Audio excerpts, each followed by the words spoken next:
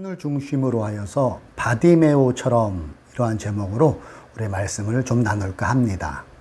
코로나19 중에도 대리운전을 10년째 하고 있는 김 기사님이 계십니다.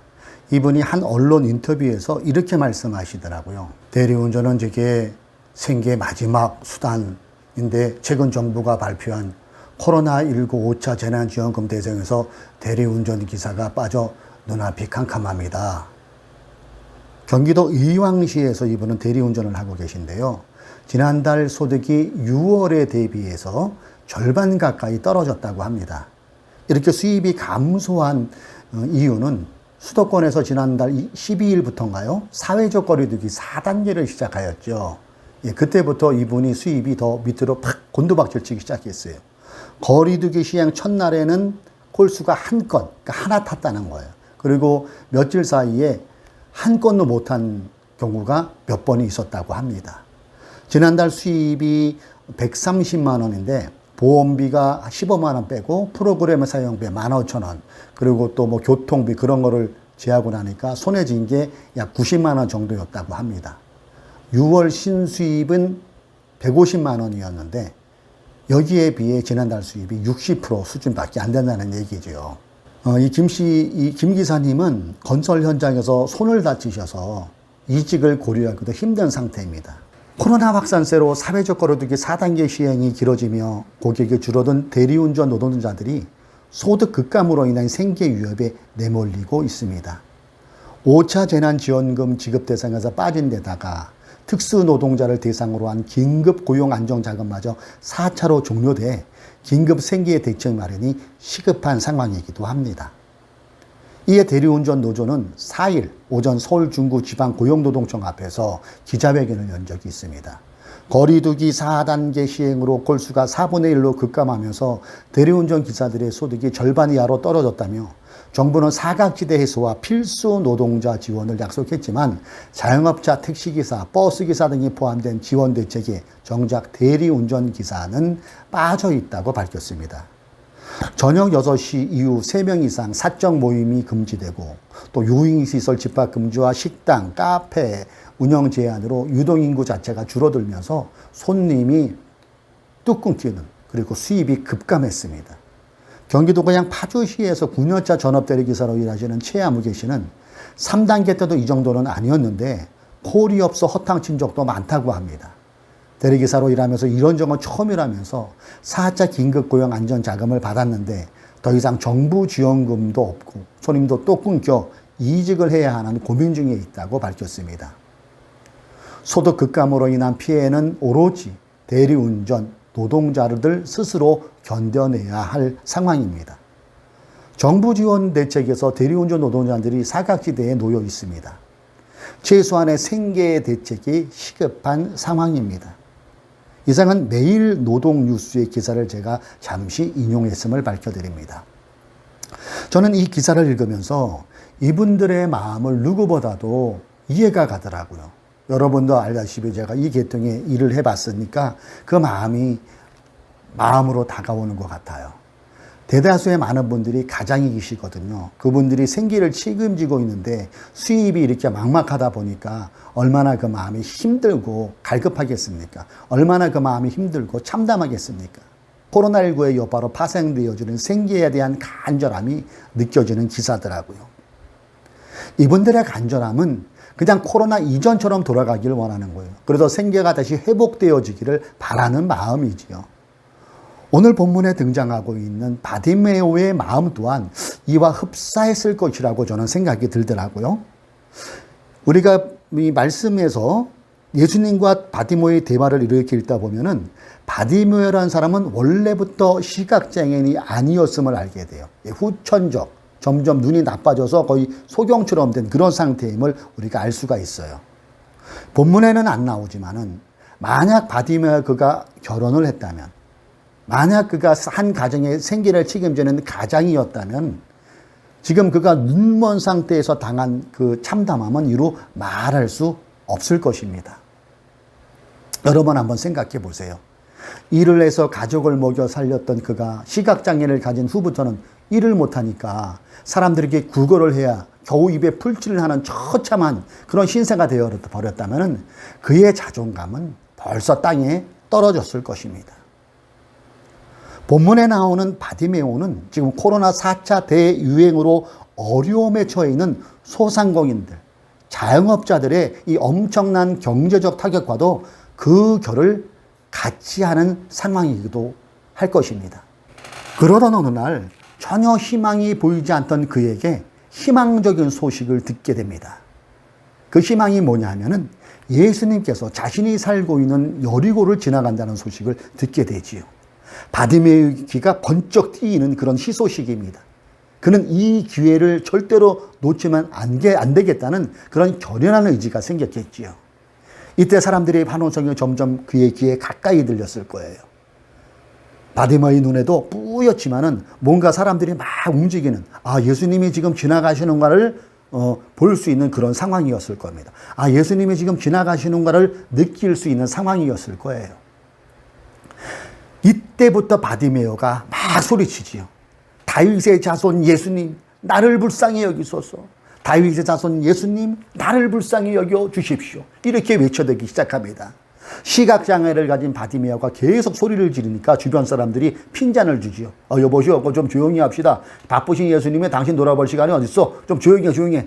이렇게 얘기했겠죠. 그럼에도 바디메오는 물러서지 않고 오히려 더 크게 소리칩니다.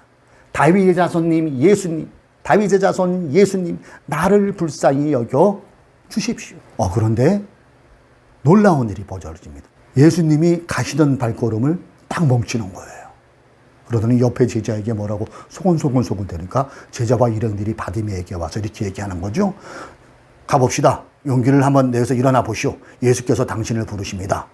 이 소리를 듣자마자 바디메오는 자신이 걸쳤던 겉옷까지 집어 던지고 잘 보이지 않는 눈으로 더듬더듬 하면서 예수님 앞으로 막 뛰어가는 겁니다. 그때 예수님께서 그의 손을 붙잡으셨을 겁니다. 그리고 본문에 나오는 이 말씀을 하시는 것이죠. 내가 너에게 무엇을 하여 주기를 원하느냐? 내가 너에게 무엇을 하여 주기를 원하느냐? 이 말이 떨어지자마자 바디메오는 바로 대답합니다. 네, 선생님, 내가 다시 볼 수 있게 하여 주십시오. 거지 바디메오의 요청에 예수님도 바로 대답하시죠. 가거라, 내 믿음이 너를 구원하였다. 그러자 힘야게 보였던 바디메오 눈이 선명하고 또렷하게 사물이 보이는 겁니다. 예수님이 선명하게 보입니다. 그의 주변에서 놀라고 있는 군중들까지 그의 눈에 확연히 들어옵니다. 이 바디메오가 다시 보게 되는 기적이 일어난 것입니다. 할렐루야. 그리고 그는 예수께서 가시는 길을 따라 나섰다고 본문은 기록하고 있죠.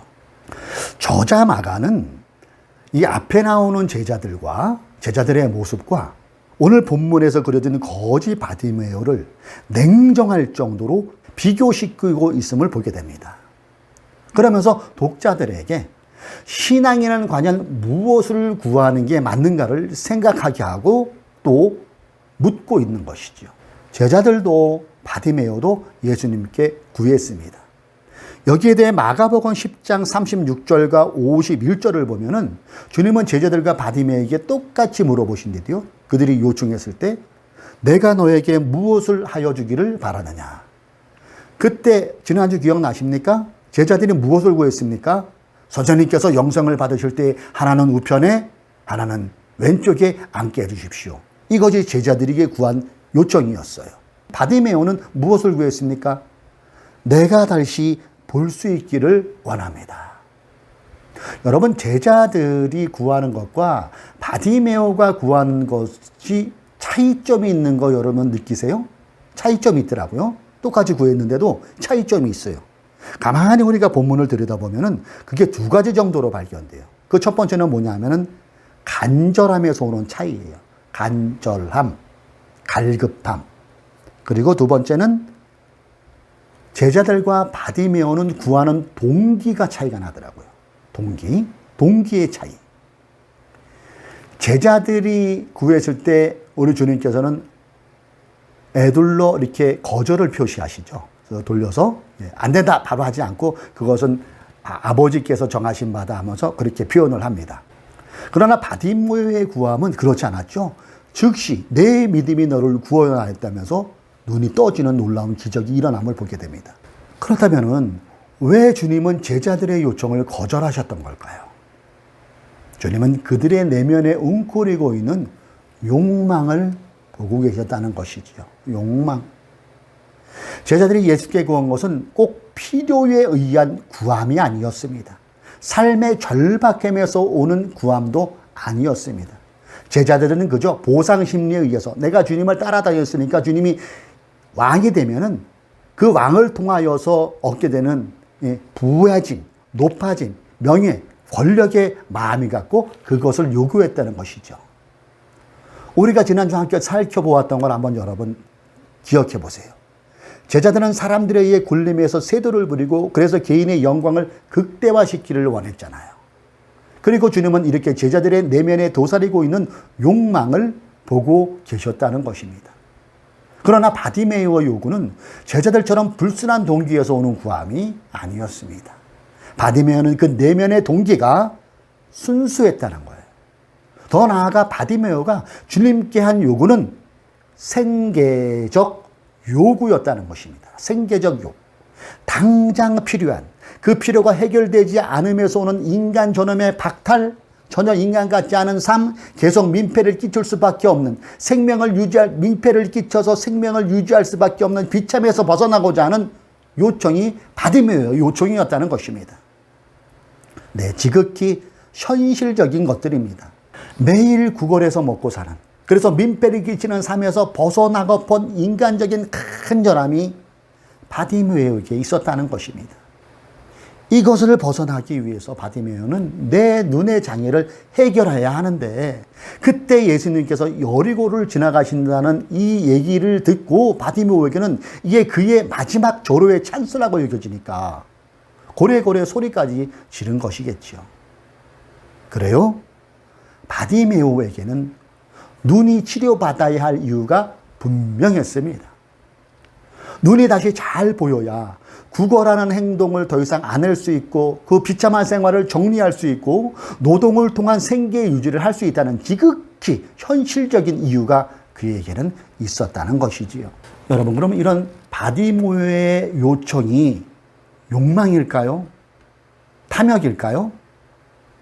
저는 이 질문을 우리가 늘 암송하는 주기도문에서 찾아보면 될 것 같아요. 주기도문. 우리가 마태복음 6장 11절에 보면은 오늘 우리에게 필요한 양식을 내려주시고, 새 번역으로는 이렇게 되어 있죠. 개정으로는 일용할 양식이라고 되어 있습니다. 그 말인데 필요한 양식이 저는 더 와닿더라고요. 여기에서 오늘은 지금이란 뜻입니다. 주님이 사셨던 1세기에는 서민들이 하루에 한 번씩 임금을 지급받아 생계를 유지하던 시대였다고 합니다. 그러니까 만약 몸이 아파서 며칠 일을 못 나가면은 그냥 굶을 수밖에 없는 그런 처참한 상황이 그 당시의 배경이에요. 이걸 바탕으로 하여 주님께서 표현한 게 필요한 양식, 일용할 양식입니다. 그러니까 일용할 양식, 필요한 양식은 그 당시 사람들의 생활을 하나가는 데 있어서 꼭 있어야 될 것들이었죠. 탐욕을 충족시키기 위한 그런 기도와는 거리가 먼 것이지요. 그날 벌어 그날 먹어야 하는 자에게 이 기도는 정말로 귀중하고 절박한 간구였을 것입니다. 바디메오의 간구가 바로 이와 같은 요구라는 것이었다는 것입니다. 내일의 생존을 위한 요구, 탐욕, 욕망과는 거리가 멀지요. 이렇게 일용할 양식은 의식주, 즉 인간의 기본적 존엄의 유지를 위해서는 꼭 필요한 것들입니다. 주님의 가르침은 이를 위해 기도하라는 말씀이지요. 사랑하는 교우 여러분, 여러분은 요즘 하나님께 무엇을 구하고 있습니까? 어떤 기도를 하고 있나요? 여러분은 하나님께 구하는 그 무엇이 순수한 동기로 구하고 있습니까? 여러분의 생계를 위한 이런 행동들은 아주 소중하고 귀한 것입니다. 생계행위, 즉 노동을 통하여 얻어지는 소득으로 하나뿐인 소중한 생명이 유지될 수 있어요. 그리고 인간의 기본 욕구도 충족되는 게 생계를 통해서잖아요. 이 기본적 충족이 코로나19의 장기화로 어려워지고 있다면 우리는 하나님께 기도로 구하는 것이 당연할 것입니다. 주님께 여러분의 필요를 구하시기 바랍니다. 어느 신자분들이 헌금 시간에 헌금 봉투에 기도 제목을 보면 이렇게 올리는 경우가 종종 있더라고요. 주여 나에게 사업의 복을 흔들어 넘쳐 재물의 복을 허락하여 주셔서 이웃들을 돕는 물줄로 쓰여지게 하십시오. 저 같은 경우는 그런 기도 제목을 보면은 불편해지더라고요. 왜 그럴까요? 이런 기도에 위험성이 있는 것은 제자들처럼 욕망에서부터 시작되는 기도일 가능성이 농후하기 때문입니다. 우리에게 매일매일 선물처럼 주어지는 날들 속에서 우리가 일용할 양식을 구하면서 순종하며 살아가다가 하나님의 특별한 은혜가 있어서 그 사람에게 부가 생길 수도 있어요. 부유함이 생길 수도 있어요. 그러면 그것을 감사하며 형성된 부를 잘 다스릴 수 있는 사람은 일용할 양식을 구하는 신자일 때 가능한 일일 것입니다. 코로나19 이 4차 대유행이 언제 수그러들지 언제 끝날지는 하나님만 아십니다. 코로나19로 생활이 팍팍해지고 경제적으로나 정신적으로 힘들고 혼란스럽고 피로감이 계속 쌓여지는 요즘의 우리들의 모습입니다. 그렇다면 하나님은 오늘 본문을 통하여서 우리 하늘뜻 푸른교회 공동체에게 주시고자 하는 메시지는 무엇이라고 생각하십니까?